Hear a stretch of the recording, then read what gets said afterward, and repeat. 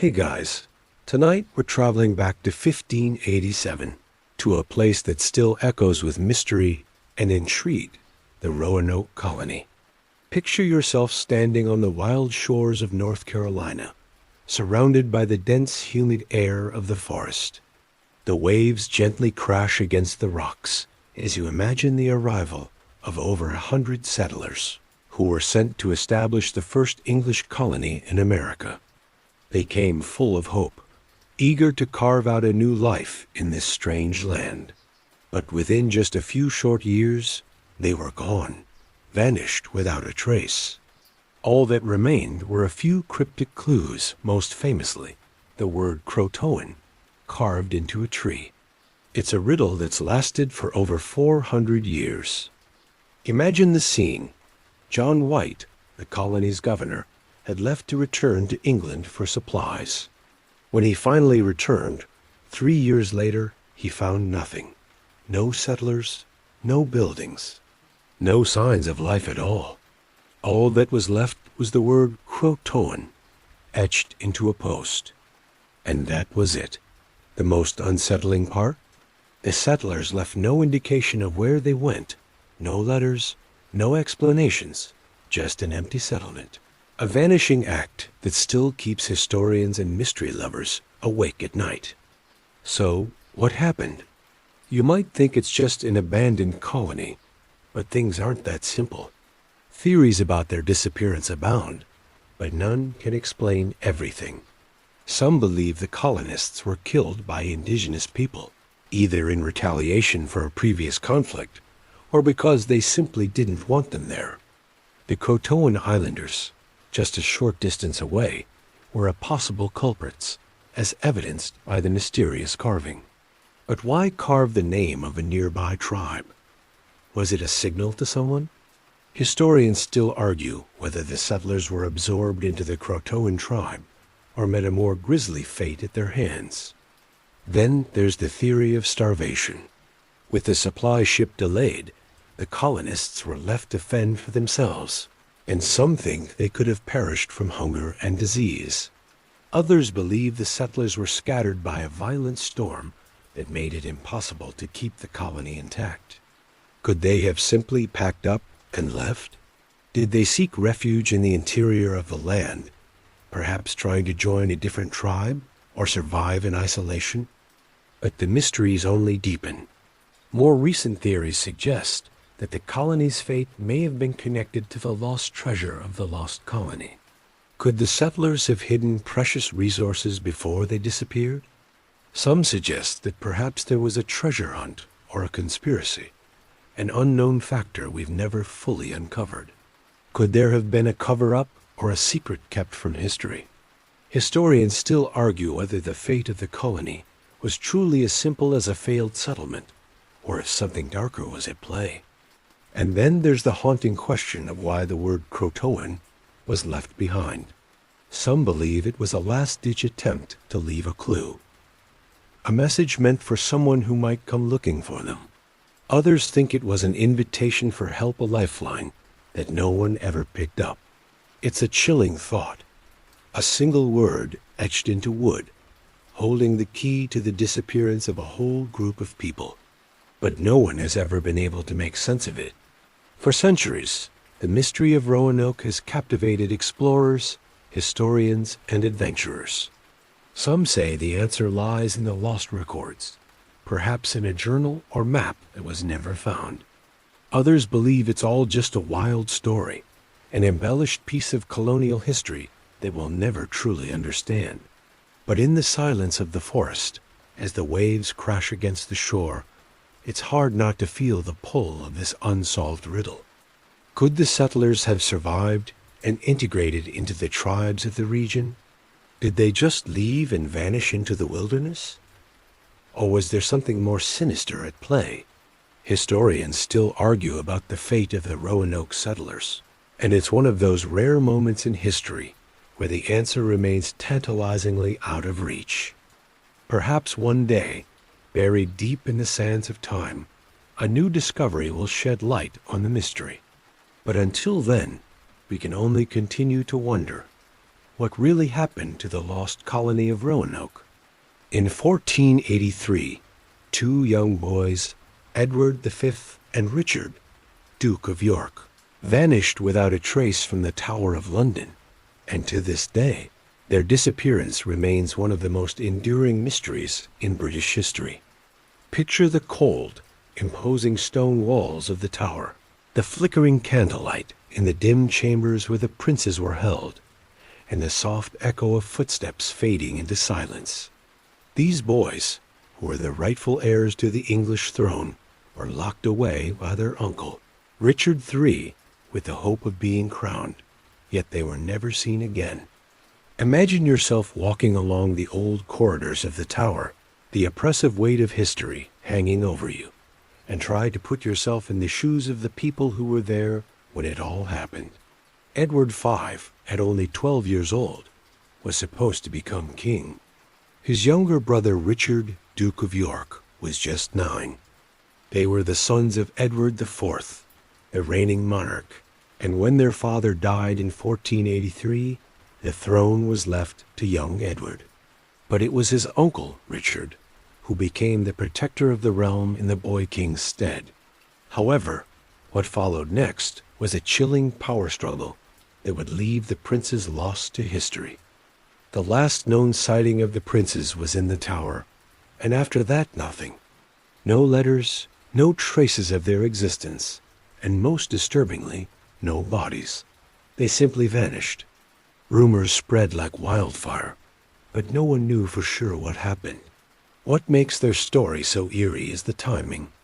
Richard III, who would go on to claim the throne, was the one who was supposed to be watching over the boys. Historians still argue whether Richard orchestrated their disappearance, fearing that if the boys lived, they would challenge his reign. The mystery of their fate is further complicated by the discovery of 2 small skeletons found in the tower in 1674. Many believed these were the remains of the princes, but even the skeletons couldn't offer a definitive answer.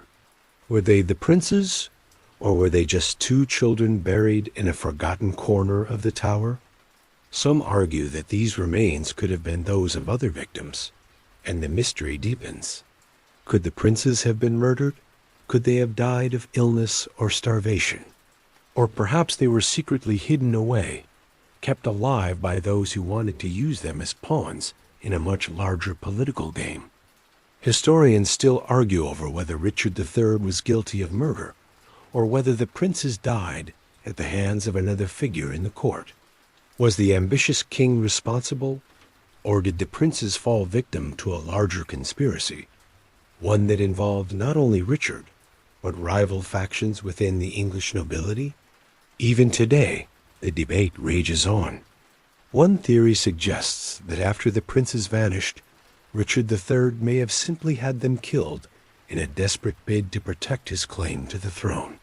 The absence of the boys would have made it easier for him to secure his position, as the people of England were growing increasingly suspicious of his rule. Another possibility is that the princes were kept alive and hidden away, perhaps for their own protection or as part of a larger political maneuver. And let's not forget the theory that the princes may have fled the tower, escaping into the unknown world of medieval England. The disappearance of the princes, and the role Richard III may have played, continues to captivate historians, writers, and the public alike. Some see it as a tale of ambition and betrayal, while others believe the truth is far more complicated.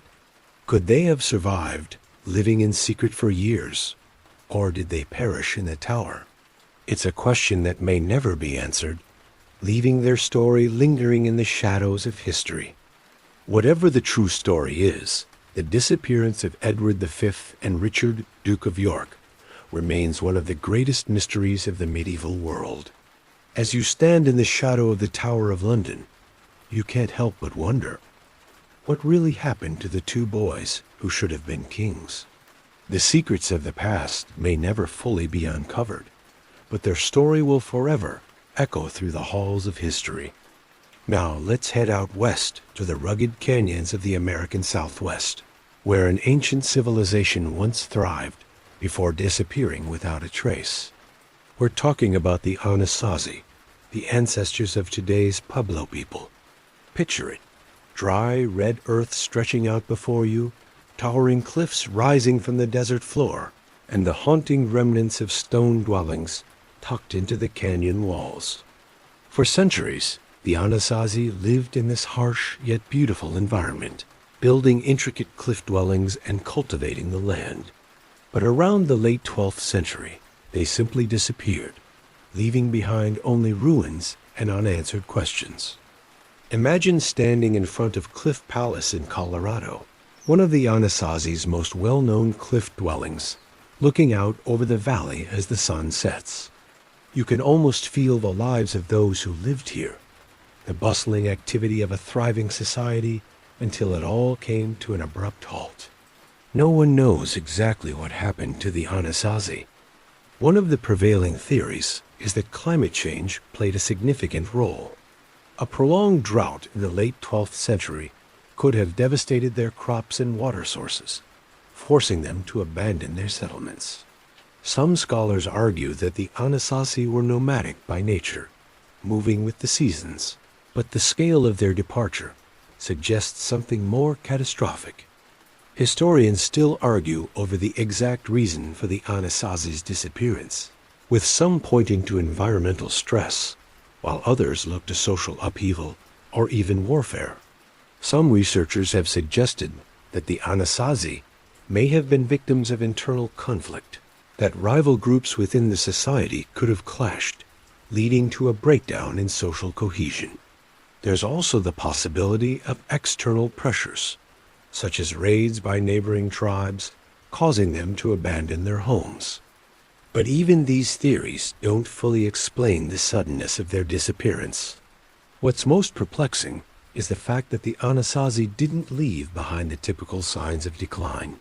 No burned villages or large-scale destruction. Instead, the settlements were left eerily intact, almost as if the people had simply walked away one day, never to return. Historians and archaeologists still debate whether they migrated to other regions or if they simply disappeared from the historical record, leaving little trace of their once vibrant culture. Some have suggested that the Anasazi didn't vanish at all, but rather evolved into the modern Pueblo people, continuing their traditions in a different form.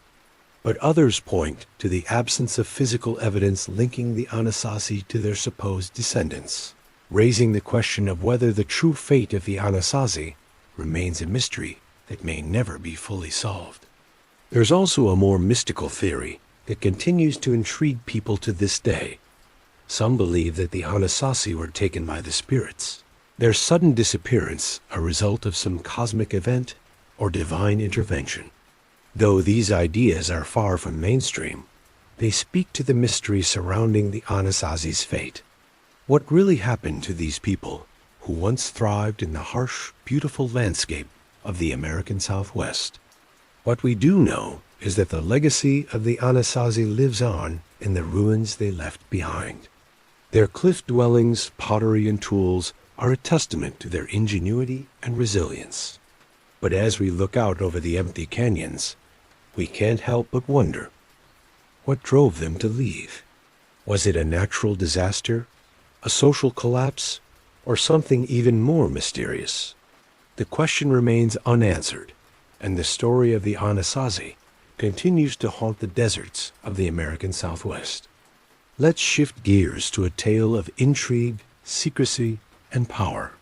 The Knights Templar, an order of warrior, monks that rose to prominence during the Crusades, disappeared almost overnight in the early 14th century, leaving behind a web of conspiracy theories, hidden treasure, and mystery that still baffles historians today.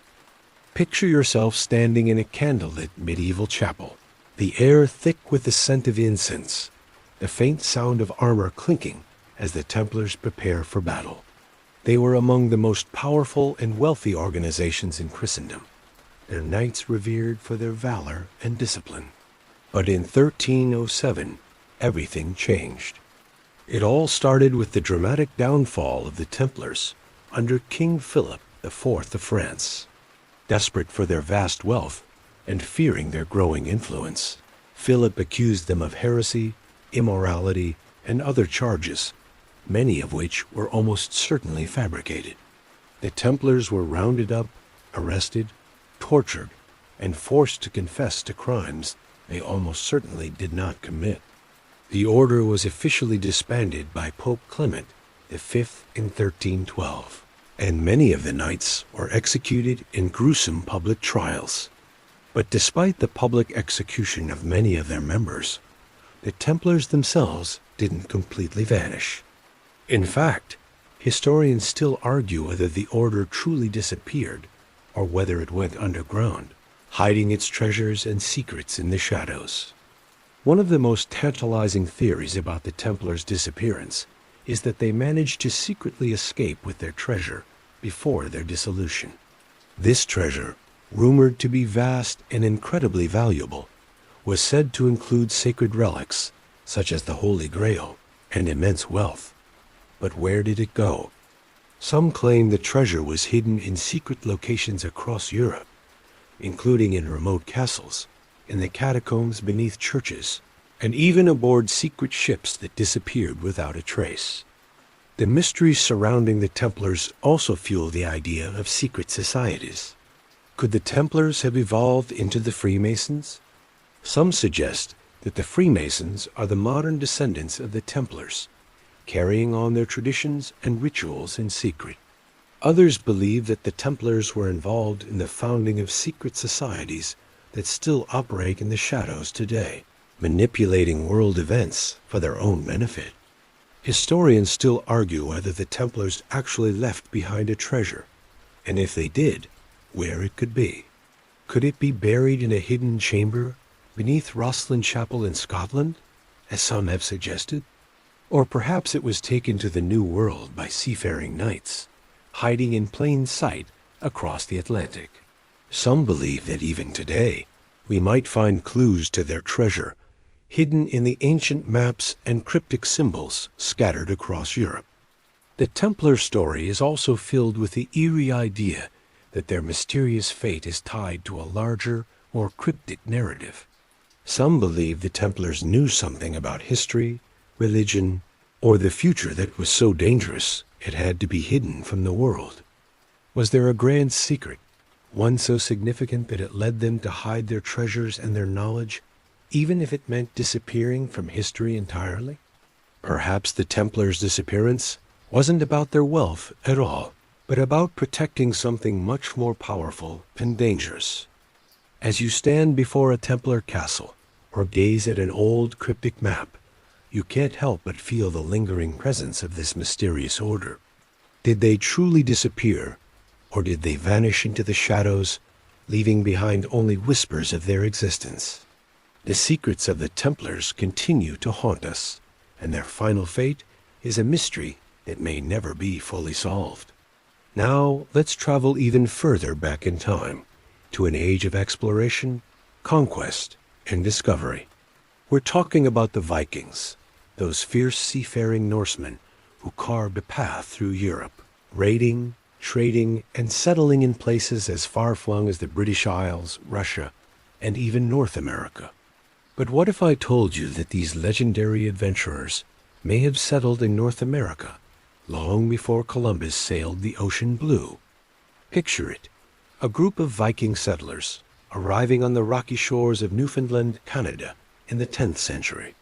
The wind whips across the barren landscape, and the echoes of their footsteps still linger in the air.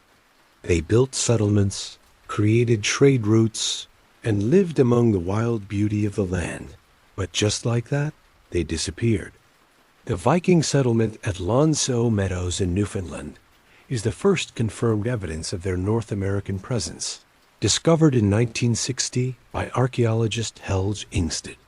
This site contains the remains of a Norse village, complete with turf buildings and artifacts that point to Viking occupation. The discovery was nothing short of revolutionary, proving that the Vikings had indeed reached the New World long before Columbus. Yet, Even with this evidence, we still don't know what happened to these early settlers. Some theorize that the Vikings were driven out of North America by indigenous groups, particularly the Beothuk people, who may have fought back against the intruders. In fact, there's evidence to suggest that the Vikings had contact with Native Americans, but the relationship was often hostile. The Vikings were notorious for their raids, and it's possible that they provoked the indigenous tribes, leading to skirmishes that ultimately forced them to abandon their settlements. Historians still argue whether the Vikings were driven out of North America, or whether they simply gave up on the New World and returned to Greenland or Iceland. One theory suggests that the settlers were part of a larger Viking diaspora, seeking new lands and better resources. However, the cold, harsh climate, limited resources, and isolation of the settlements likely made survival difficult, and eventually, they may have simply given up on the venture, disappearing into the annals of history. The idea that the Vikings might have established permanent settlements in North America raises even more intriguing questions. Could they have left behind hidden treasure or knowledge about the continent's geography that was lost to time? Could there be other Viking sites out there waiting to be uncovered? Some suggest that the remains of Viking settlements still lie hidden, buried beneath centuries of soil and sand, waiting for modern explorers to unearth them. And then there's the question of why the Viking presence in North America was not better documented. If they were truly the first Europeans to reach the Americas, why did their history fade into obscurity? Some speculate that the Vikings themselves were simply not interested in leaving detailed records, especially if they considered their voyages to be secondary to their more prominent campaigns in Europe. Others believe that the Norse sagas, which were passed down through oral tradition, may have recorded more information about their North American settlements, but much of it was lost or destroyed over time. What remains is a tantalizing mystery. The Viking settlements in North America are some of the earliest evidence of European exploration in the New World, yet their ultimate fate remains unclear. Were they abandoned due to conflict, climate change, or some other factor? Or did they simply fade from history, their story overshadowed by later events? As you stand on the windswept shores of Newfoundland, gazing out over the ocean, it's impossible not to feel a sense of wonder and curiosity about the Vikings' journey. Their settlements, their lost history, and the secrets they may have left behind continue to haunt us. Perhaps one day, a new discovery will reveal the full story of the Vikings' North American ventures. But for now, their fate remains one of history's greatest mysteries. In 1376, England lost one of its greatest warriors, the Black Prince, Edward of Woodstock. He was known for his bravery, military genius, and the blood he spilled in battles like the Battle of Poitiers, where he captured the French king. The Black Prince was the epitome of medieval chivalry and heroism, a knight whose name struck fear into his enemies. But his death remains shrouded in mystery. You can imagine it, the lavish halls of medieval England, the sound of armored knights clanking as they prepared for battle, and the whispers about the death of this legendary prince, which came far too early, just shy of his father, King Edward III, passing the crown to him. Edward's sudden death at the age of 45 in 1376 sent shockwaves through England. Despite his heroic reputation, the details surrounding his death are vague, and some historians still debate whether it was natural causes, disease, or perhaps even foul play. Historians often point to the fact that Edward had been sick for several years prior to his death, possibly suffering from a long-term illness, which some speculate could have been dysentery or tuberculosis. But considering his military prowess, many also wonder if his early death could have been tied to a political power struggle within the royal family, or the consequences of the brutal warfare that ravaged his body over the years. What's even more perplexing is that Edward's death had an immediate and profound impact on the English crown. After his death, his son, Richard II, ascended to the throne at a very young age, an event that would ultimately lead to political instability and conflicts that would haunt England for decades. Could it be that Edward's death set the stage for the instability that marked Richard's reign? Historians still argue whether Edward's untimely demise was simply a product of the harsh life he led, or whether it was something more significant, possibly even a catalyst for the series of conflicts that would later become the Wars of the Roses. Yet there's an even more fascinating layer to the mystery of the Black Prince's death. Some historians and conspiracy theorists suggest that Edward's sudden death was a result of a plot or a curse. Could his enemies have had a hand in his demise? Some theories, although speculative, point to the possibility that Edward's military campaigns, particularly in France, had made him powerful enemies who might have used their influence to ensure that he didn't live to claim the throne. In fact, the sudden death of such a key figure at a crucial moment in history has all the hallmarks of a political intrigue, one that still captivates the imagination. Another theory revolves around his health. Edward had long been involved in harsh, exhausting military campaigns, and many believe the toll of those battles, along with his illnesses, weakened his body and immune system, leading to an early death. It's likely that his health deteriorated over time due to the brutal nature of warfare during that period, but even then, there's no clear answer to what exactly caused his death. Was it just a matter of being overworked and sick? Or was there more to the story? Despite these theories, one thing is certain. The Black Prince's legacy is far from forgotten. He's still remembered today as one of the greatest knights in medieval history, a man whose bravery in battle and noble standing earned him eternal fame. But his death remains a mystery that history has never fully explained. Whether it was simply the result of a lifetime of strain or a more sinister force at play, the Black Prince's untimely demise changed the course of English history forever, leaving us with more questions than answers. As you imagine the lush landscapes of medieval England, with its castles and battlegrounds, it's impossible not to think about the man who could have been king. What was it that took him so suddenly from this world? Could his death have been avoided, or was it simply fate? The mystery surrounding the Black Prince's death is one of the many riddles that history has failed to answer, leaving us to ponder what might have been. Let's venture south now, into the jungles of Central America, where another ancient civilization flourished and then seemingly vanished without a trace.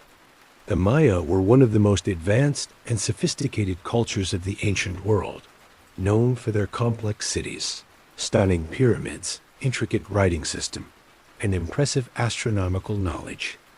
But by the end of the 9th century, the once thriving cities of the Maya civilization began to collapse, and within a few centuries, their empire had all but disappeared.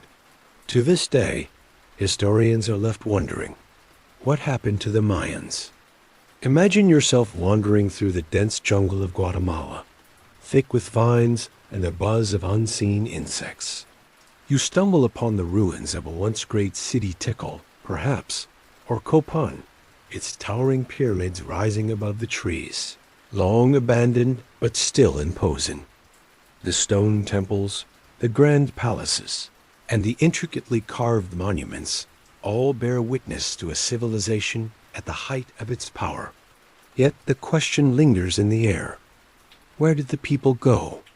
What caused the rapid decline of the Maya, one of the greatest civilizations in the ancient world? Historians have long debated the causes of the Maya collapse, with many pointing to a combination of environmental, social, and political factors. One of the most widely accepted theories is that a prolonged drought played a significant role. The Maya relied heavily on rainwater for their crops and daily life, and as the climate changed, rainfall patterns became erratic, leading to severe droughts. This environmental stress could have caused crop failures, which in turn led to food shortages and social unrest. The collapse of the political and economic systems would have made it even harder for the Maya to survive. But drought alone doesn't fully explain the fall of the Maya civilization. Some scholars argue that internal conflict and warfare between rival city-states played a major role in weakening the Maya.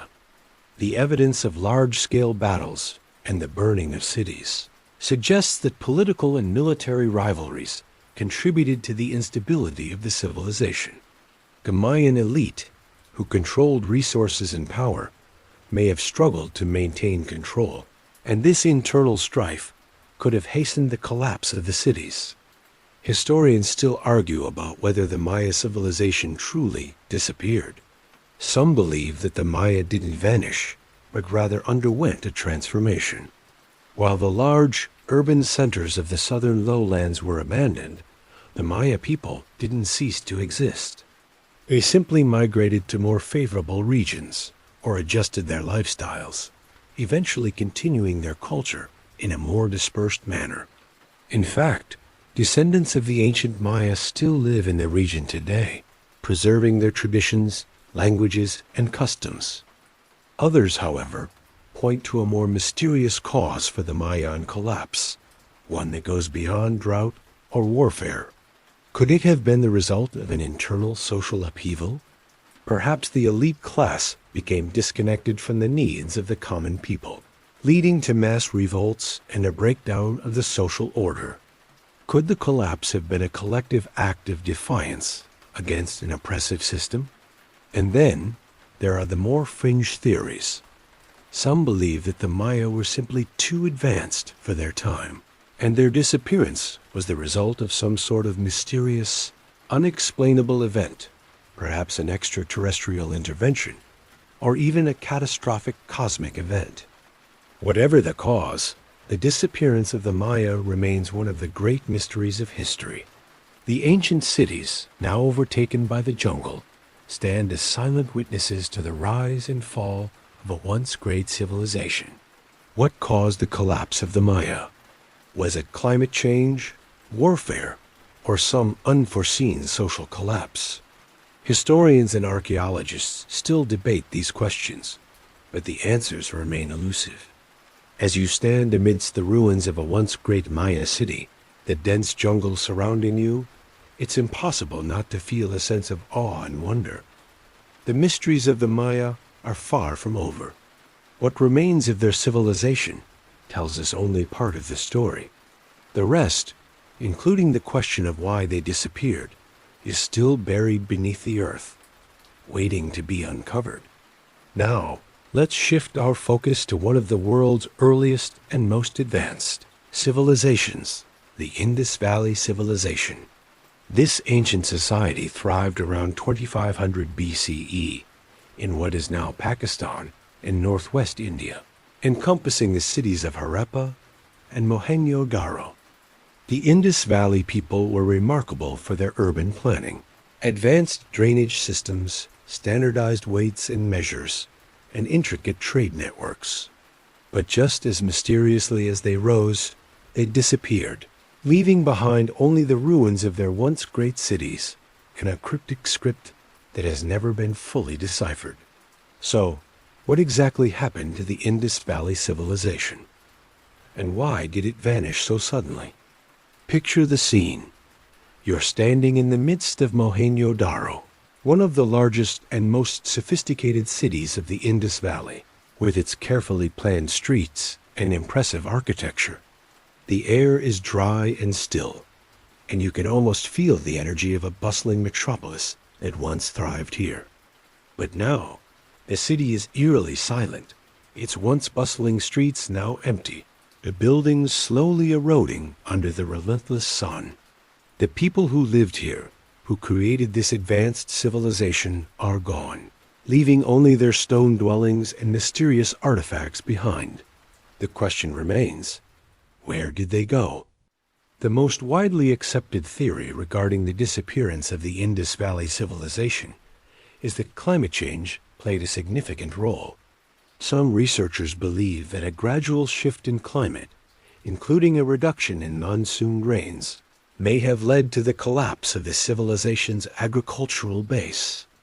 The Indus Valley civilization was heavily reliant on agriculture, and a change in climate could have caused crop failures, food shortages, and a breakdown of the social and economic systems that supported the cities. This theory is supported by evidence of riverbeds drying up and evidence of the gradual shifting of the course of the Indus River. But climate change alone doesn't fully explain the sudden collapse. Other theories suggest that the civilization may have been brought down by a combination of factors. Internal social upheaval, political instability, and even invasions by outside groups may have contributed to the fall of the Indus Valley cities. Evidence of large-scale abandonment in some areas suggests that the people may have been forced to leave their cities and migrate to other regions in search of food and resources. Yet, unlike other ancient civilizations, there is little evidence of warfare or large-scale violence in the archaeological record, making it difficult to pinpoint a single cause. Historians and archaeologists still debate whether the civilization's collapse was the result of a singular event or a series of gradual shifts over time. Some speculate that the collapse was a slow process, an unraveling that took place over centuries, rather than a sudden, catastrophic event. Others believe that the decline may have been exacerbated by trade disruptions, as the Indus Valley people were known to have extensive trade networks, and any significant changes in these networks could have led to economic collapse. Adding to the mystery is the fact that the script of the Indus Valley civilization has never been fully deciphered. The people of the Indus Valley left behind thousands of inscribed seals and tablets, but their language remains a mystery. Without a written record, we are left to guess at the motivations, beliefs, and even the reasons for their disappearance. Some believe that the script may hold the key to understanding the fall of the civilization, but despite numerous attempts, no one has yet cracked the code. Could it be that the answers are locked within the script itself? Or did the people of the Indus Valley simply fade away, leaving behind only their cities as a reminder of a once great civilization? Was their disappearance the result of environmental pressures, social instability, or perhaps an entirely different cause, one that we are only beginning to understand? As you stand amidst the ruins of Mohenjo-Daro, surrounded by the remnants of this advanced society, the mystery of the Indus Valley civilization's disappearance continues to haunt us. The answers may be buried beneath layers of sand and soil, waiting for the right discovery to shed light on one of history's greatest unsolved puzzles. For now, we can only wonder what truly happened to the people of the Indus Valley. The Romans were known for their military might, building an empire that stretched across 3 continents and lasted for centuries.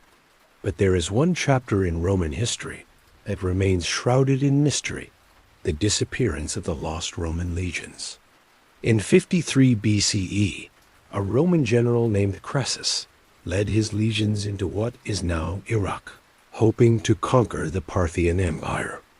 However, in what would become one of the greatest military disasters in history, Crassus's army was utterly destroyed at the Battle of Carrhae.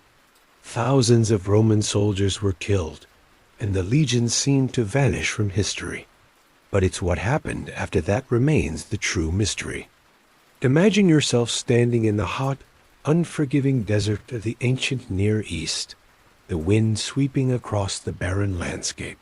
Crassus's army was slaughtered here, leaving behind no sign of the thousands of men who had marched in with him just days earlier.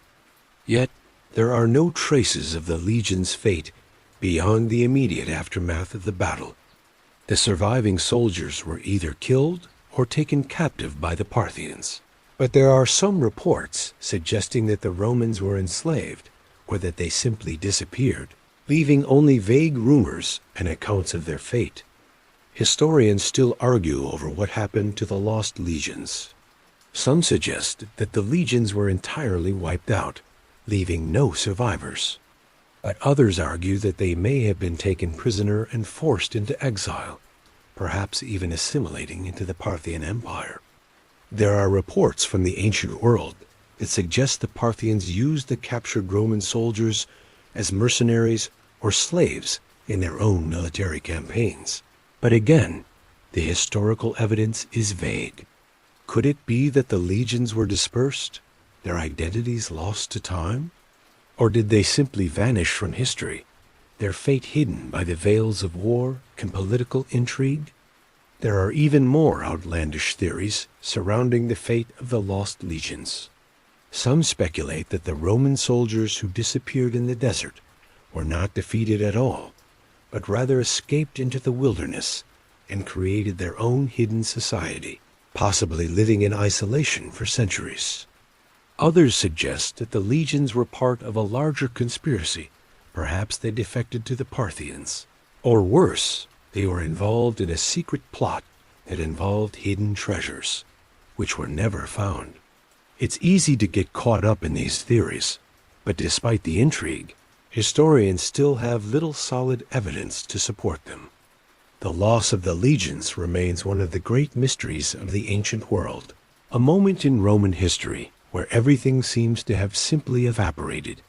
Did they truly die on the battlefield, or did they disappear into the sands of time, never to be seen again?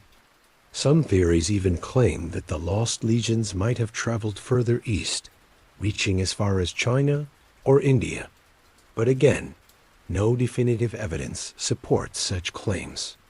What's certain is that the story of the lost legions has captivated the imagination of scholars, adventurers, and historians alike, each eager to unravel the truth behind this enigmatic chapter of Roman military history.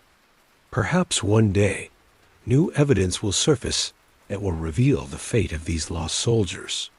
Until then, the disappearance of the Roman legions at Carrhae will remain a haunting mystery, their final resting places a secret buried beneath the harsh sands of the ancient world.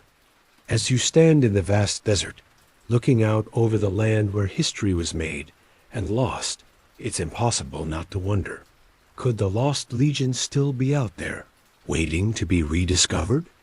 If there's one legend that has captivated the imagination of adventurers, scholars, and conspiracy theorists alike, it's the story of Atlantis, the fabled city that sank beneath the ocean in a single day and night.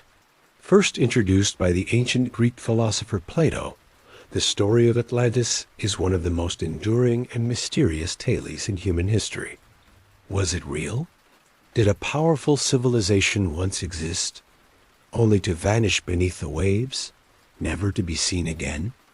Picture yourself sailing on a calm, endless sea, the horizon stretching out before you, and suddenly, the image of a grand city rising from the water, a sprawling metropolis, with gleaming buildings, advanced technology, and untold riches.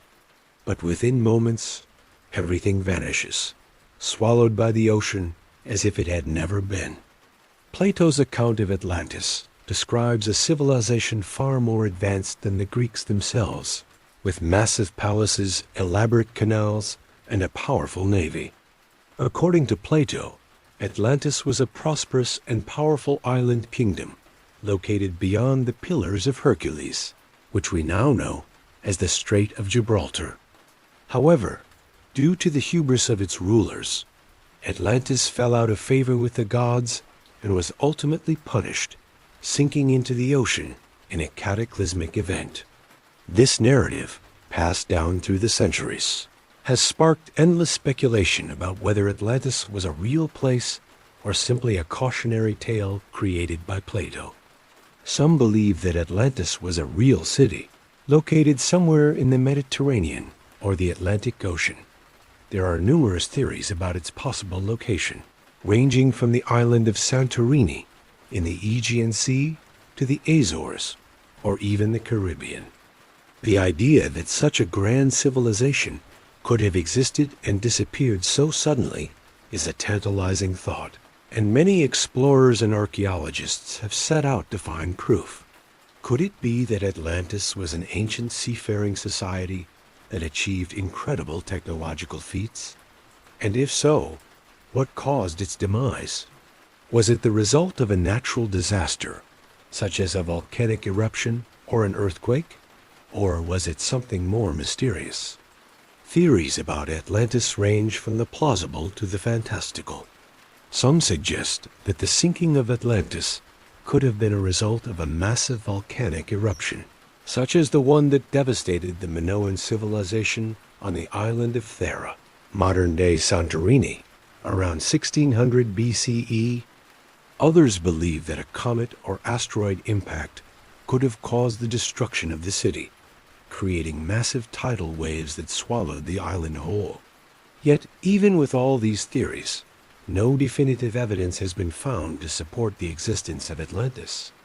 What's more intriguing is the possibility that Atlantis wasn't just a city. It could have been an entire advanced civilization that left behind knowledge or artifacts that have yet to be discovered. Some believe that the Atlanteans possessed knowledge far beyond what the ancient Greeks, or even we, can comprehend. Could they have had technologies that were lost to time, such as advanced medicine, engineering, or energy sources? Some theories suggest that the Atlanteans may have even known how to harness energy from the Earth itself, or that they had advanced navigational techniques that allowed them to sail the seas with unprecedented accuracy. Despite the lack of evidence, the idea of Atlantis has endured through centuries of speculation, inspiring countless books, movies, and documentaries. Whether the story is rooted in truth or simply myth, the allure of a lost civilization that once ruled the seas continues to capture our imagination. The question remains, could Atlantis really have existed? And if it did, where is it now? As you gaze out over the endless expanse of ocean, you can almost feel the pull of the legend of Atlantis. Its promise of hidden knowledge and ancient power continues to beckon, a mystery that may never be fully unraveled. The city of Atlantis, whether it was real or not, remains a tantalizing enigma, a reminder of what might have been lost to the depths of the ocean and what may still lie beneath the waves, waiting to be discovered. When the mighty Aztec Empire fell in 1521 to Spanish conquistadors led by Hernan Cortes, it marked the end of an era. But what happened to the incredible wealth that the Aztecs had accumulated? Legend has it that when the Spanish arrived, the Aztecs offered gold and treasures as a peace offering, trying to appease the invaders and avoid bloodshed.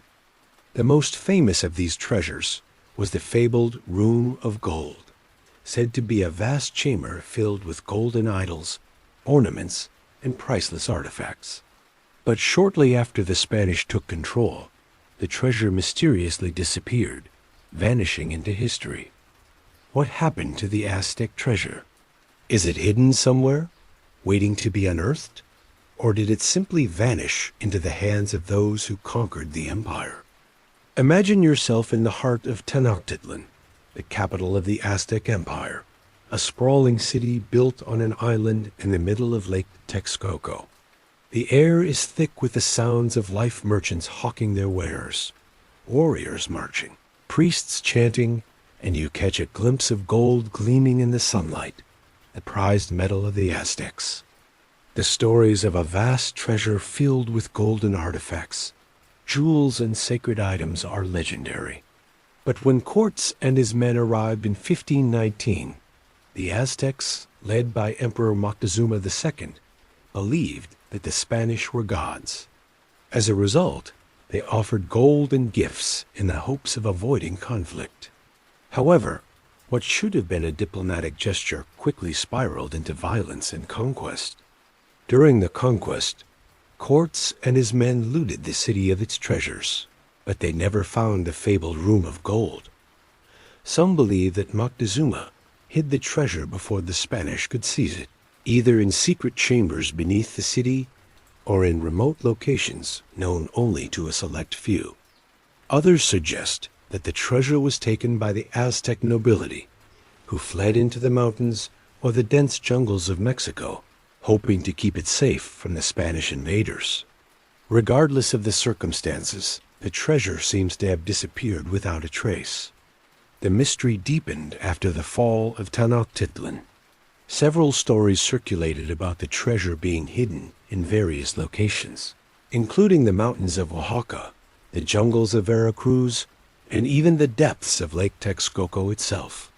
But despite numerous expeditions and treasure hunts throughout the centuries, no one has ever been able to definitively locate the missing Aztec wealth. One theory suggests that after the fall of Tenochtitlan, the surviving Aztec elite, many of whom were captured or killed by the Spanish, concealed the treasure to keep it out of Spanish hands. Could the treasure have been hidden in a secret location, perhaps in a cave or a remote temple? And if so, why has it never been found? Some believe that the treasure was divided and smuggled away by different factions within the Aztec Empire, and that no one person or group ever knew where it was all stored. Perhaps the secret of the treasure was lost to time, or maybe it's been sitting, untouched, just waiting to be uncovered. The Aztec treasure's mysterious disappearance has fueled countless treasure hunts and legends, and many adventurers have spent fortunes trying to uncover its whereabouts. Some have even suggested that the treasure may not be made of gold at all, but could instead be a symbolic wealth, perhaps the records of the Aztec Empire's knowledge or artifacts of immense cultural significance. Yet, despite these theories, the treasure has never been found. Could the Aztec treasure still be out there, hidden beneath the jungle floor, buried in the mountains, or submerged in the waters of Lake Texcoco? Perhaps future generations will solve the mystery, but for now, the legend of the Aztec treasure remains one of the most enduring and tantalizing puzzles of history. As you stand on the edge of an ancient jungle or peer into the depths of a forgotten lake, the allure of this lost wealth calls to you, just out of reach. Now, let's journey to the heart of West Africa, where the story of the Bambara Empire unfolds a kingdom shrouded in mystery and forgotten by history. The Bambara were a powerful empire that rose to prominence in the 16th century in what is now modern-day Mali. Their strength, wealth, and influence rivaled some of the great civilizations of the time, yet their disappearance remains one of the least understood enigmas of African history. Little is known about their eventual fate, leaving behind only scattered records and legends. Imagine yourself walking through the ancient ruins of a once great kingdom, where the sounds of life have long since faded. The earth is rich and dark beneath your feet, and the remnants of grand palaces and city walls rise from the ground like ghostly sentinels, silent and unmoving. This was the Bambara Empire, a land of rich culture, strong trade networks, and sophisticated governance. Yet by the 19th century, the empire had vanished, and its people and culture seemingly disappeared from the pages of history. One of the most puzzling aspects of the Bambara Empire's disappearance is the lack of detailed historical records. Most accounts of the Bambara are secondhand, often written by foreign explorers or traders, which means much of the empire's inner workings remain a mystery. What we do know is that the Bambara were powerful warriors who fiercely resisted both the expansion of neighboring empires and European colonial powers. They successfully repelled attacks from the powerful Mali Empire and maintained control over their vast territories for centuries. However, by the early 19th century, the Bambara Empire began to crumble. Some historians suggest that internal strife, possibly caused by succession struggles or political infighting, led to the weakening of the empire. Others argue that it was the relentless pressure from European colonization and the expansion of the French Empire that ultimately contributed to their decline. The French, seeking to control the region and its valuable resources, began to encroach on Bambara territory. In 1890, they finally defeated the Bambara forces and incorporated their lands into French Sudan. But this raises a crucial question. Why did the Bambara not leave more of a trace? Unlike many other African empires, which left behind written records or monumental structures, the Bambara left behind only a scattering of ruins and oral traditions. Some speculate that the Bambara's lack of written records may have been due to cultural differences or the fact that their empire was not centered around monumental architecture. Their history, preserved only through oral tradition, may have been erased or forgotten after their defeat by the French. Another layer of mystery surrounds the Bambara's disappearance. Some scholars have proposed that the Bambara, in their final days, made a deliberate decision to fade from history, either by assimilating into other cultures or retreating into remote areas, thereby preserving their identity in secret. Others have suggested that the Bambara could have fled to other regions, blending with neighboring groups and continuing their legacy in a more discreet manner. Did they abandon their once great empire, or did they choose to dissolve into the population, leaving no trace of their grand civilization? There are also legends and myths surrounding the Bambara's disappearance, with some suggesting that the empire's fall was the result of mystical forces or divine retribution. These stories speak of powerful rituals and sacred knowledge that were either lost or deliberately concealed, adding a layer of intrigue to the already mysterious fate of the Bambara people. Could the Bambara have been involved in a secret society? Their disappearance tied to ancient spiritual beliefs that are now lost to time? Historians still argue about the fate of the Bambara Empire, whether they truly disappeared or simply transformed into something else. What remains clear is that the empire, once a thriving and powerful force in West Africa, has left behind only whispers of its existence. The Bambara's story is one of resilience, resistance, and ultimately, silence, a mystery that continues to elude even the most determined scholars. As you walk through the ruins of this forgotten empire, surrounded by the sounds of the modern world, it's impossible not to wonder, what happened to the Bambara? Did they vanish into the earth, leaving no trace of their former glory? Or did they blend into the history of the region, their story forever lost in the shadows of time? The Anglo-Saxon period in England is often thought of as one of the most pivotal eras in British history. The Saxons, Angles, and Jutes arrived from the northern European mainland and established kingdoms that would lay the foundations for modern Britain.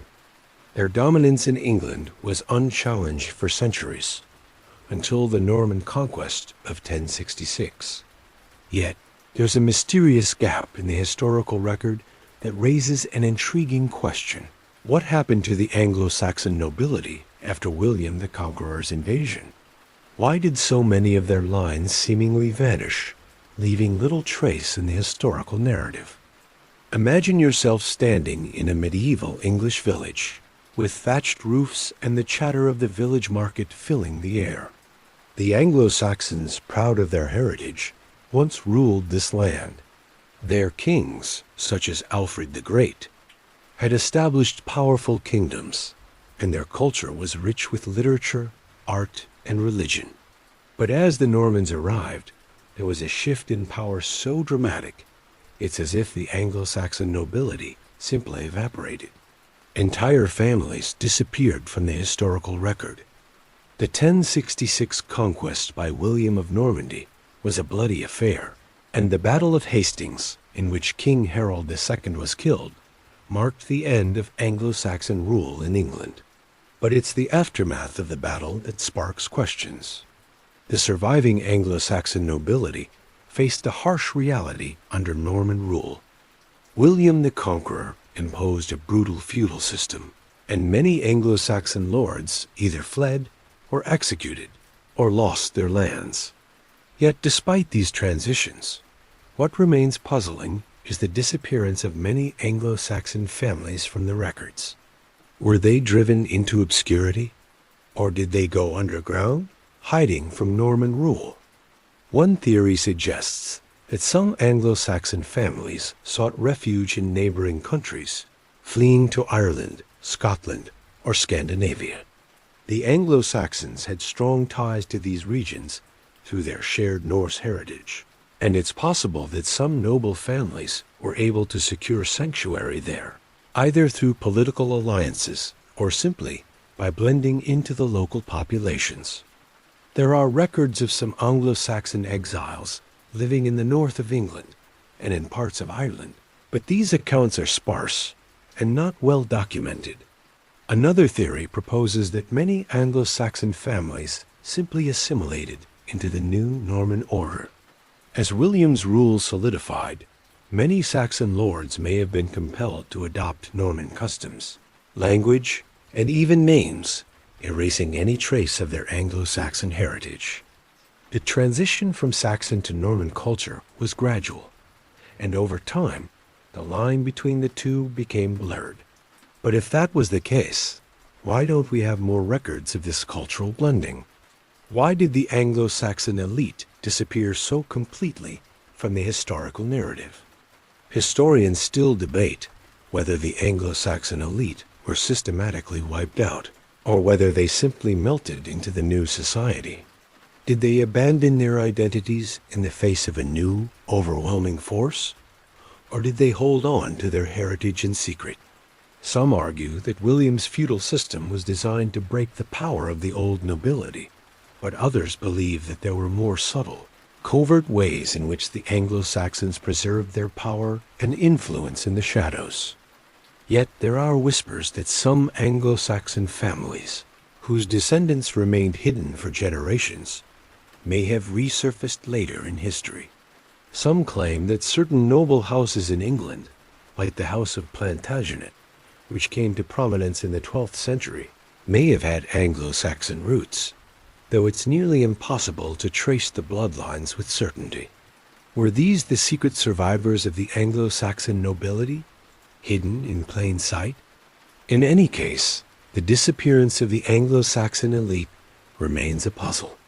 The Anglo-Saxons were known for their written records, yet most of their nobility's history seems to have been erased by the Normans. What caused this gap in the historical record?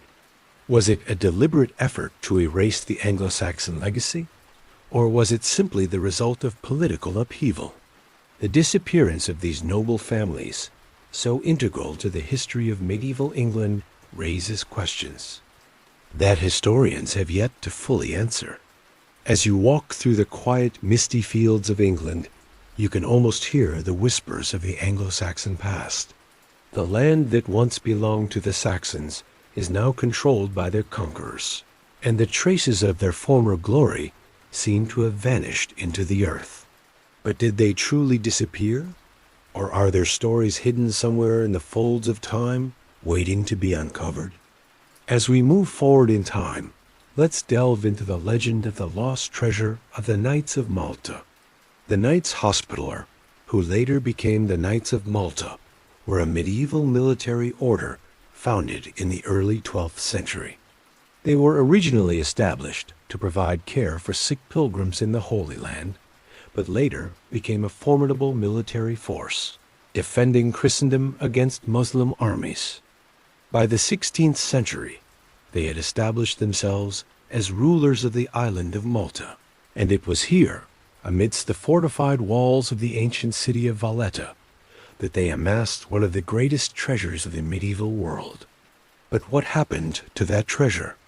Was it lost in battle, hidden away, or possibly even stolen?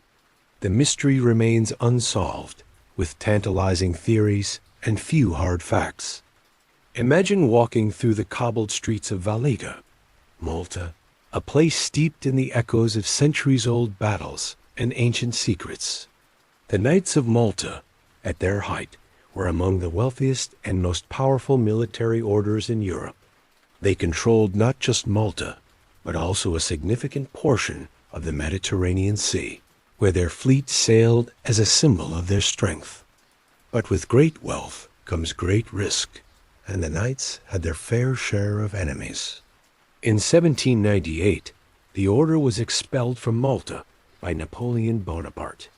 As Napoleon's forces stormed the island, the knights were forced to flee, and it was during this time that their treasure disappeared without a trace. One theory suggests that the knights hid their treasure before they were forced to surrender Malta. Given their wealth and the precious artifacts they had amassed, including religious relics, jewels, and gold, the treasure was undoubtedly a major point of focus during the French invasion. Some believe that, knowing they were about to lose Malta, the knights secreted away their vast fortune in hidden vaults or secret locations across the island, ensuring that it would remain safe until they could return. However, the treasure was never recovered, and its location remains a mystery. Historians speculate that the treasure might have been hidden in tunnels beneath the city of Valletta, or secret chambers beneath the knights' many strongholds. The Knights of Malta, well known for their architectural ingenuity, could have easily constructed hidden vaults or concealed caches to protect their wealth. However, despite extensive searching over the centuries, no one has ever uncovered the treasure. Could it be buried beneath the ruins of a long-forgotten fortress? Or perhaps hidden in a secluded cave along the rocky coastline of Malta, its entrance disguised by time and nature? There are also more dramatic theories, suggesting that the treasure was taken by Napoleon's forces. Some even propose that it was smuggled out of Malta in the confusion of the French occupation, hidden among the fleeing refugees or in the hold of ships that sailed away from the island. Napoleon, known for his ambition and hunger for wealth, would have undoubtedly coveted such a fortune.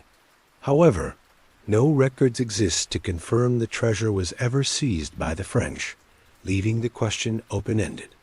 In the modern era, the allure of the lost treasure has fueled many expeditions and treasure hunts. Adventurers, historians, and treasure hunters have scoured the island for centuries, trying to find a trace of the missing wealth. In the 20th century, a number of expeditions even went so far as to explore underground tunnels and secret rooms beneath Valletta's ancient buildings. But despite all the effort, the treasure remains elusive. The mystery surrounding the Knights of Malta's treasure only deepens with the passage of time. Some believe that the treasure may have been lost to history altogether, its fate sealed when the knights were ousted from Malta. But others are convinced that the treasure still lies somewhere on the island, hidden from view, waiting to be discovered. Could it be that we are just one discovery away from uncovering a fortune worth millions, possibly even billions? As you stand at the edge of the sea, looking out over the Mediterranean from the fortress walls of Valletta, the mystery of the knight's treasure is ever present. Could it still be out there, waiting for the right adventurer to find it? The legends of the treasure and the knights themselves continue to inspire tales of lost wealth and hidden riches, reminding us that sometimes history holds its most precious secrets just beyond our reach. In the world of European history, few families left as much of a mark as the Medici family. Rulers of Florence, patrons of the Renaissance, and power brokers in Italian politics for centuries, the Medici amassed wealth, influence, and intrigue. Their legacy is forever intertwined with the birth of the Renaissance, with their patronage of artists like Michelangelo, Botticelli, and Leonardo da Vinci. But by the 18th century, the family's power had dwindled dramatically, and the last of the Medici rulers vanished from the stage in a strange, almost eerie fashion. So, what happened to the once great Medici family? How did they go from the zenith of power to obscurity? Imagine walking through the winding streets of Florence, a city shaped by the Medici in every way, from the majestic Palazzo Pitti to the iconic Uffizi Gallery. The Medici were not just wealthy bankers. They were politicians, rulers, and patrons of the arts, with a network of influence that stretched across Europe. The family's rise began with Giovanni di Bicci de' Medici in the late 14th century and reached its peak under Lorenzo de' Medici, known as Lorenzo the Magnificent. Under their rule, Florence became the cultural and artistic center of Europe. Yet, despite their grandeur, the Medici family was no stranger to scandal, political intrigue, and sudden reversals of fortune. The Medici survived numerous assassination attempts, papal rivalries, and political machinations. But what happened to them in the 18th century is nothing short of a mystery. By 1737, the last Medici ruler, Gian Gaston de' Medici, passed away without a male heir, bringing an end to the family's rule over Tuscany. With his death, the Medici dynasty came to an official end, but that was not the end of their story. One of the most curious aspects of the Medici's disappearance is how their immense wealth and influence seemed to vanish in the blink of an eye. After Gian Gaston's death, the family's estate, including the vast art collections, treasures, and influence, was inherited by the House of Lorraine, a powerful family from Austria. But it wasn't just the wealth that disappeared. It was also the Medici name and its connection to Florence. The art, the palaces, the influence all seemed to vanish into history, as if the Medici were merely a footnote in the larger story of Tuscany's history. Historians still argue over what caused the Medici's rapid decline. Was it due to internal family strife, political mismanagement, or simply the inevitable consequences of living in an era of shifting powers? Some speculate that Gian Gaston's inability to produce heirs was a sign of the family's decline, as the Medici line was tainted by scandal and internal conflict. The final years of the dynasty were marked by decadence, illness, and an inability to adapt to the changing political climate of Europe. Yet, this does not fully explain how a family that once ruled with such power and wealth could simply fade into history. Some even believe that the Medici were victims of a larger conspiracy, one that erased them from history. Could their wealth and influence have made them a target for those who sought to erase their power? Was there a concerted effort to diminish the Medici legacy, perhaps by the Church or the European aristocracy, who had long resented their wealth and control over Florence? Such theories, though speculative, add another layer of mystery to the disappearance of this once great family. What makes the Medici story so captivating is that, despite the disappearance of the family as a political entity, their cultural and artistic legacy remains alive today. The Medici funded the greatest artists, musicians, and thinkers of their time. Their treasures, art, sculptures, manuscripts are still revered around the world. But the family's personal power and wealth faded, and their name, which once resonated through the halls of Europe's courts, is no longer at the forefront of historical narratives.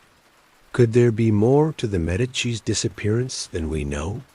Did they leave behind secrets, treasures, or hidden heirs who have been deliberately kept out of the spotlight? As you stand before the Palazzo Pitti or gaze upon the famous works of art they commissioned, it's hard not to wonder, what really happened to the Medici family? Their power may have faded, but the story of their rise and fall remains one of the greatest mysteries of the Renaissance. The Sea Peoples are one of the greatest mysteries of the ancient world. Their identity and the exact role they played in the collapse of several major civilizations around the 12th century BC remain subjects of intense debate among scholars. These mysterious invaders, whose origins and motivations are still unknown, are believed to have contributed to the downfall of great ancient empires such as the Hittite Empire, the Mycenaean civilization, and ancient Egypt's New Kingdom. The Sea Peoples seem to have emerged from nowhere, wreaked havoc across the eastern Mediterranean, and then disappeared without a trace. So, who were they? And where did they go? Imagine standing on the shores of the Mediterranean, the blue waves crashing against the rocky coastline, the sun casting long shadows over the ruins of an ancient civilization.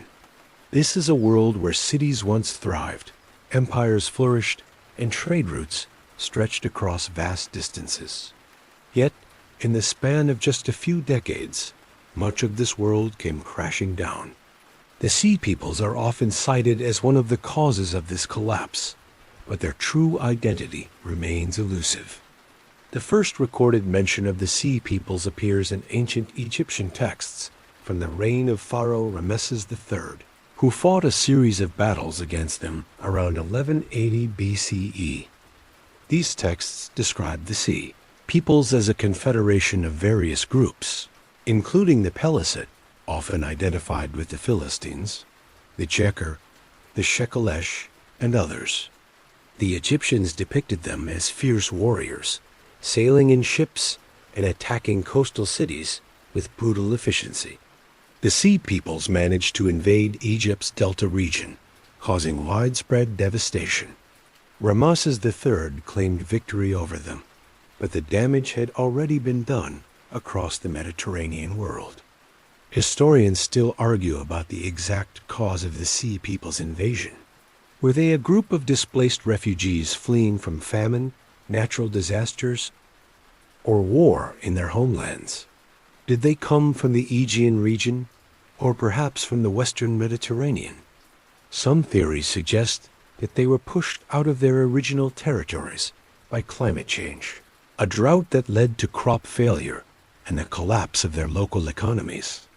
Other theories propose that they were a more organized and purposeful force, looking to conquer and settle new lands. The Sea Peoples' attacks, however, were not limited to Egypt. The Mycenaean kingdoms in Greece were also devastated by mysterious invaders, and archaeological evidence suggests that these invaders might have been the Sea Peoples themselves. Cities like Mycenae, Tyrants, and Pylos show signs of destruction around the same time the Sea Peoples were active, leading many to believe that they played a central role in the collapse of the Mycenaean civilization. Similarly, the Hittite Empire, which once ruled much of Anatolia and parts of the Levant, also fell into disarray during this period, with the Sea Peoples believed to have played a significant role in its decline. The most perplexing part of the Sea Peoples' story is their sudden disappearance. After their attacks in Egypt, they seemed to vanish from the historical record. While the Egyptians managed to fend off the Sea Peoples and their influence began to wane, their ultimate fate is unclear. Did they assimilate into the civilizations they conquered, or did they simply fade away? Some theories suggest that the Sea Peoples may have been absorbed into the societies they attacked, eventually losing their distinct identity over time. Others believe that they might have migrated to other regions, possibly establishing new kingdoms or societies in the Mediterranean world. One particularly intriguing theory is that the Sea Peoples' influence might have stretched even further, possibly contributing to the rise of the Phoenician civilization. The Phoenicians, known for their seafaring and trade prowess, emerged around the same time the Sea Peoples were wreaking havoc across the Mediterranean. Were they the descendants of the Sea Peoples, or perhaps the Sea Peoples themselves, now fully integrated into the societies they had once attacked? Despite the many theories, the mystery of the Sea Peoples remains unsolved. Their identity, origins, and ultimate fate continue to elude historians and archaeologists, and their story is scattered across ancient texts and archaeological sites. Were they truly the invaders that brought down great empires, or were they a victim of their circumstances, forced to migrate and survive in a world that had suddenly turned hostile? As you gaze out over the Mediterranean, imagining the ships and warriors that once sailed its waters, it's impossible not to wonder, who were the Sea Peoples? And what became of them after their reign of terror? The answers may be lost to history, but their legacy, in the form of the destruction they left in their wake, continues to fascinate and mystify. Long before the rise of the great empires of the Maya, Aztec, and Inca, there was a civilization in Mesoamerica that left behind some of the most enigmatic artifacts in human history, the Olmec. Often regarded as the mother culture of Mesoamerica, the Olmec civilization flourished along the Gulf Coast of modern-day Mexico from around 1200 BCE to 400 BCE. They are credited with many firsts in Mesoamerican culture, including the creation of the first known writing system in the region. But despite their early influence, they seem to have mysteriously vanished. Who were the Olmec, and what happened to them? The answers to these questions remain just as elusive as their colossal stone heads that still stare out from the depths of time. Imagine walking through the dense, humid jungles of southern Mexico, the air thick with the scent of damp earth and tropical plants. As you approach the ruins of La Venta, one of the Olmec civilization's most important cities, you come across enormous stone heads, some weighing up to 40 tons. Each face carved with a distinctive, almost surreal expression. The Olmec heads are not only awe-inspiring, but also deeply mysterious. Who were these faces meant to represent? And why did the Olmec go to such extraordinary lengths to create them? The Olmec were among the first to create monumental architecture in the Americas, including large earthen pyramids and courtyards, as well as intricate art and sculpture. They developed a calendar system, a form of writing, and perhaps even concepts of urban planning that would influence later Mesoamerican civilizations. They also appear to have established a thriving trade network, exchanging goods like jade, obsidian, and rubber with distant civilizations. Yet, despite all their achievements, by around 400 BCE, the Olmec suddenly disappeared, leaving no clear explanation behind. Historians and archaeologists still argue about what led to the decline of the Olmec. One prominent theory suggests that environmental changes played a key role. The Gulf Coast region where the Olmec lived was prone to flooding, and a significant shift in the local environment, possibly a natural disaster, such as a volcanic eruption or flooding, could have disrupted their agricultural practices and forced them to abandon their cities. The Olmec's primary centers, such as San Lorenzo and La Venta, show signs of abandonment, and there is evidence to suggest that the Olmec people may have been scattered or migrated to other regions. However, the absence of concrete evidence makes it difficult to pin down exactly why the Olmec vanished. Another theory suggests that the Olmec decline may have been linked to internal strife or social upheaval. The Olmec civilization was built around a complex system of religious and political authority, and it's possible that power struggles between different factions within the society contributed to their collapse. The elite ruling class might have been overthrown or weakened, leading to the disintegration of the civilization.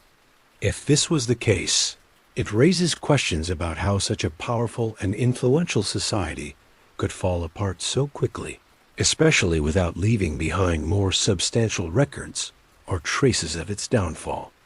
Perhaps the most intriguing question surrounding the Olmec is their mysterious cultural influence. Although they disappeared centuries before the rise of the Maya, there is evidence to suggest that the Olmec had a profound impact on later Mesoamerican civilizations.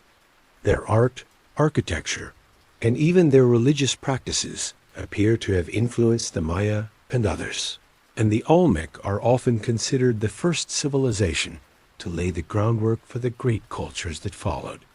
Could the Olmec have left behind knowledge or traditions that were passed down, even if their cities themselves were abandoned? Were they absorbed into other cultures, their identity lost in the sands of time?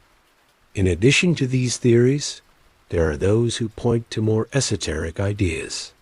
Some suggest that the Olmec were the descendants of an ancient civilization, possibly from another part of the world, whose knowledge and culture were were mysteriously passed on to the peoples of Mesoamerica.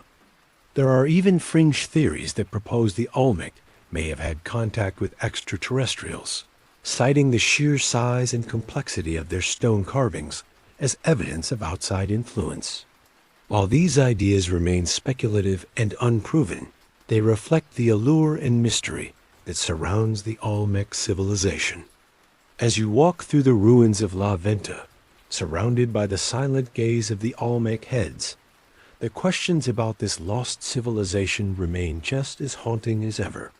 The Olmec's rise and fall left a profound mark on Mesoamerican history, yet so much of their story is lost to time.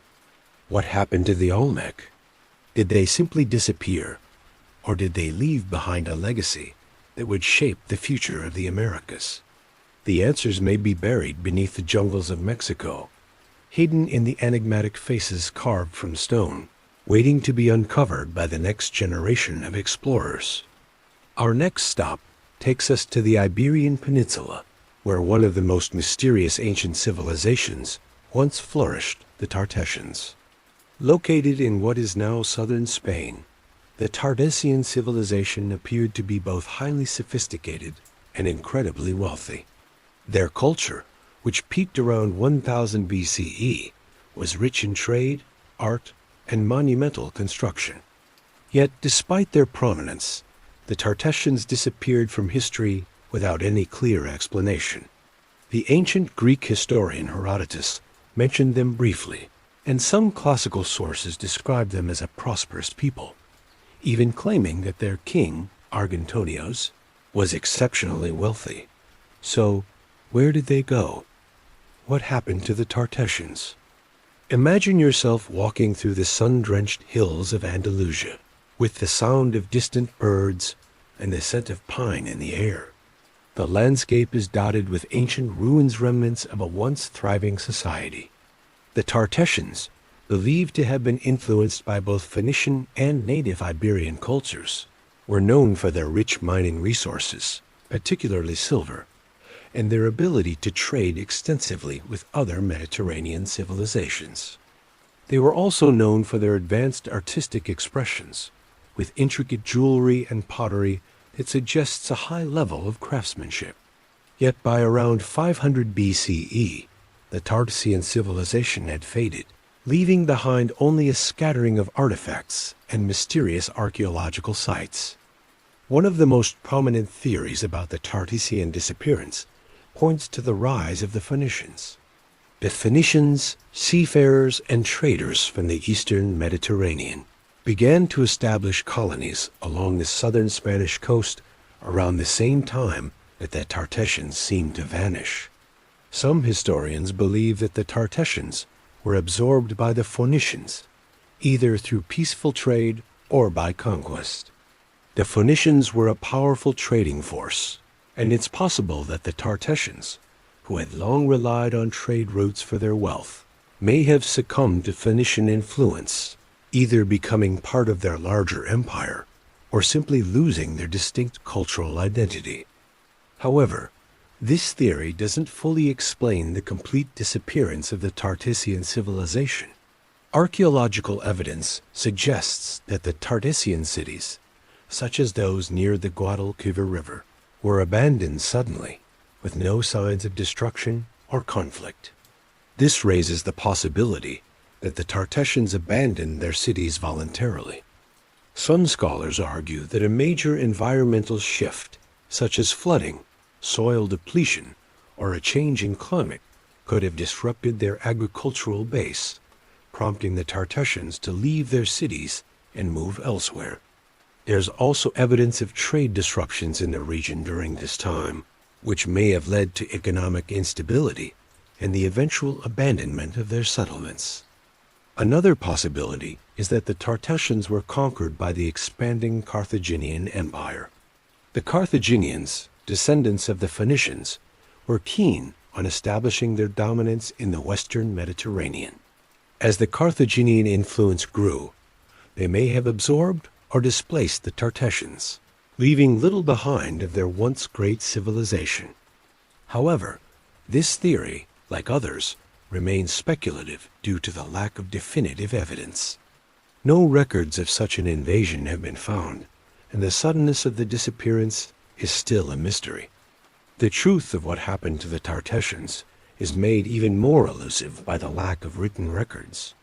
Unlike the Phoenicians or the Romans, the Tartessians did not leave behind a written language, which means we can only learn about them through their artifacts and the accounts of outsiders. The most detailed accounts come from Greek writers, such as Herodotus, who describe the wealth and power of Tartessos, but these accounts are often vague and sometimes contradictory. Could the Tartessians have been a people whose story was lost to time, their cities reclaimed by the earth, their legacy overshadowed by the powers that followed? In the quiet hills of Andalusia, as you gaze out over the ruins of what was once Tartessos, the questions remain. Where did the Tartessians go? Were they absorbed by surrounding civilizations, driven out by environmental forces, or simply forgotten in the annals of history? The secrets of the Tartessian civilization are buried deep in the earth, waiting for the right excavation to reveal the truth. We now travel to the ancient Near East, where the mighty Hittite Empire once dominated. For centuries, the Hittites ruled a vast swath of land in modern-day Turkey and parts of Syria, controlling vital trade routes and wielding significant military power. Their capital, Hattusa, was a city of towering walls and grand palaces, home to a civilization that had mastered the art of diplomacy, warfare, and administration. But in the 12th century BCE, the Hittite Empire seemed to collapse almost overnight, leaving behind nothing but the ruins of their great cities. What happened to the Hittites? Where did they go, and why did such a powerful empire fall so suddenly? Imagine walking through the ruins of Hattusa, the air thick with the dust of centuries, the towering walls and intricate carvings still standing as a testament to the Hittites' once great civilization. The Hittites were skilled diplomats, often negotiating peace treaties with their rivals, such as Egypt. The famous Treaty of Kadesh, signed between Ramses II of Egypt and the Hittite king Hattusili III, was one of the first known peace agreements in history. Yet, despite their achievements, the Hittites mysteriously vanished from the historical record around 1200 BC. One of the most prominent theories regarding the fall of the Hittites involves the mysterious and devastating invasion of the so-called Sea Peoples, groups of marauding invaders from the Yondan Mediterranean who attacked many ancient civilizations in the 12th century BCE. The Hittites were already facing internal turmoil when the Sea Peoples launched their attacks, and some scholars believe that this external pressure, combined with internal dissent, was too much for the Hittite Empire to withstand. The evidence suggests that Hattusa, the Hittite capital, was destroyed by fire around the time of the collapse, and many other Hittite cities were abandoned or destroyed. But was this the work of the Sea Peoples, or was it the result of other factors, such as internal rebellion or environmental collapse? Other theories point to environmental changes that may have contributed to the Hittites' downfall. Some scholars suggest that a prolonged drought or a shift in climate could have weakened the Hittite agricultural base, leading to famine and social unrest. This, combined with external pressures from invaders and internal political instability, may have pushed the empire to its breaking point. There's also evidence that the Hittites' trade routes were disrupted, which would have further destabilized their economy. One of the more compelling theories is that the Hittites did not entirely disappear, but rather were absorbed into the surrounding civilizations. The Hittite Empire may have fractured into smaller kingdoms or tribes, and its people could have been assimilated into the cultures of the Assyrians, Phrygians, or other groups that rose to power in the region. There is some evidence that remnants of the Hittites continued to influence these later civilizations, particularly in their art, language, and religious practices. Yet, Despite this, the Hittites as a distinct empire faded from view.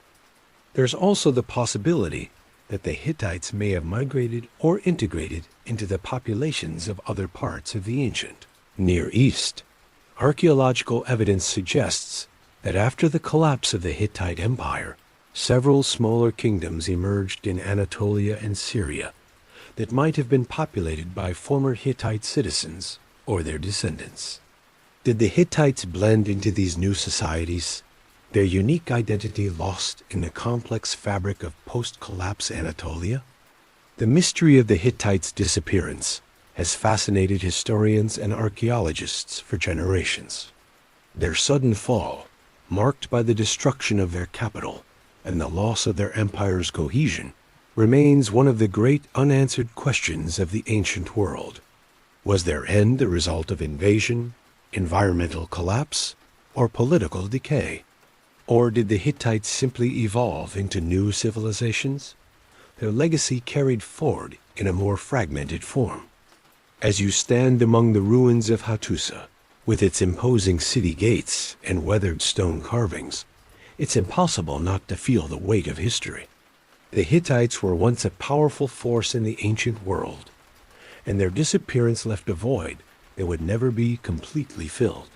But perhaps the most haunting question is not just what happened to them, but why they left behind so few answers, leaving the story of their rise and fall shrouded in mystery.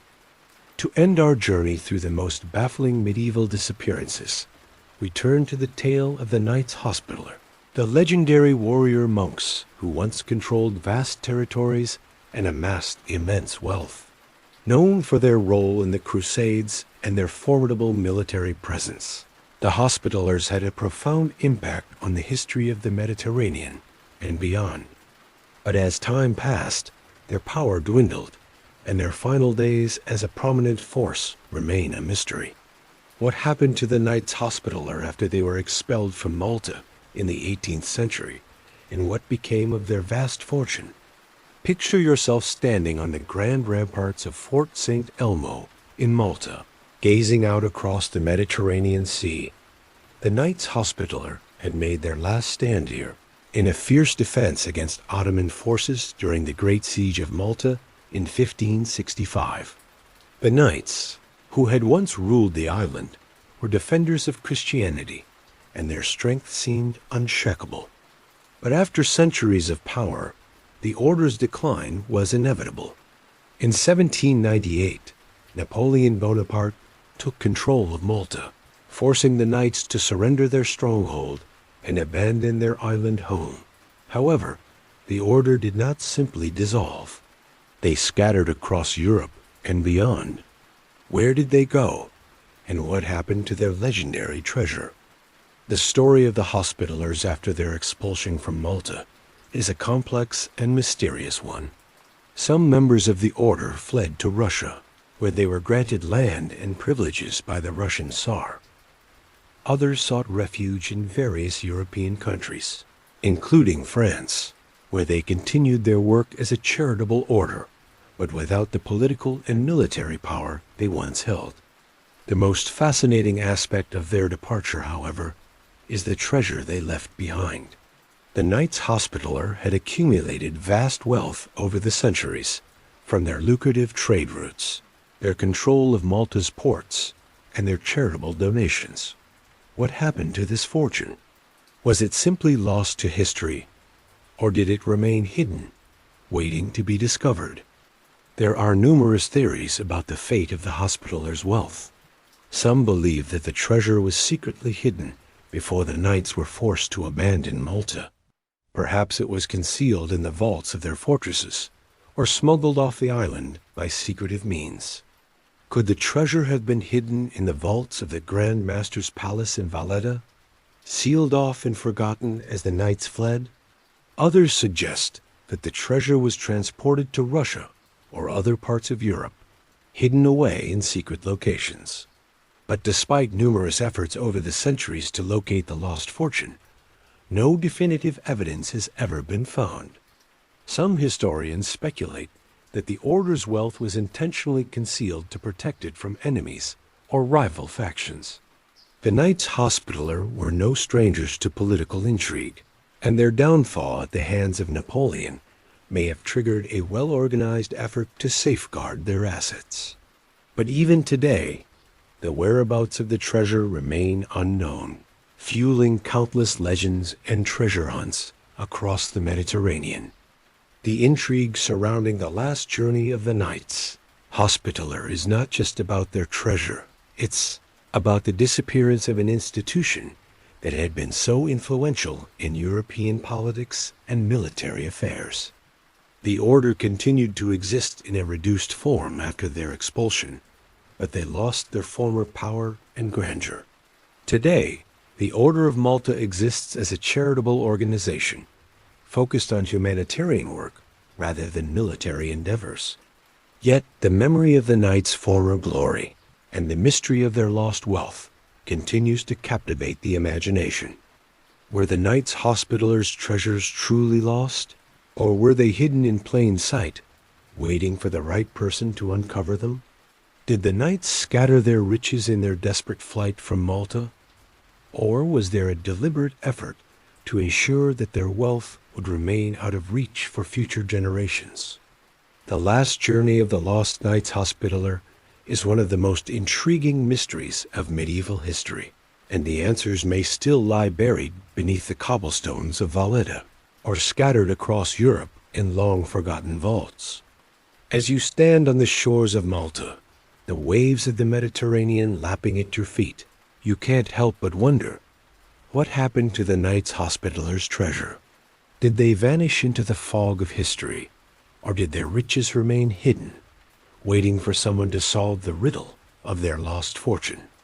As we come to the end of our journey tonight, it's hard not to feel a sense of wonder about the mysteries we've uncovered, the vanished civilizations, the lost treasures, and the unspoken stories that have drifted through the ages.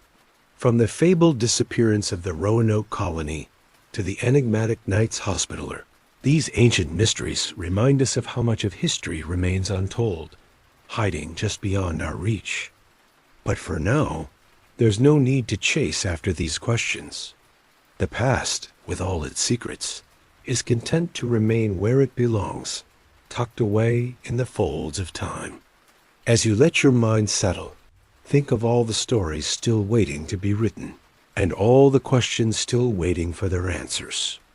Tonight, let those mysteries gently fade into the background as you drift into sleep. Now, take a deep breath, relax, and allow the quiet of the night to embrace you.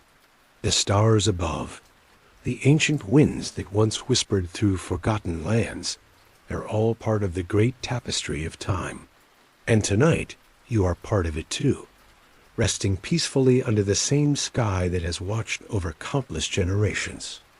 So, my friend, with that, I wish you the sweetest of dreams. May your mind wander to far-off lands and ancient times, where mysteries unfold, but for now, let your heart be at ease. Good night, and sleep well.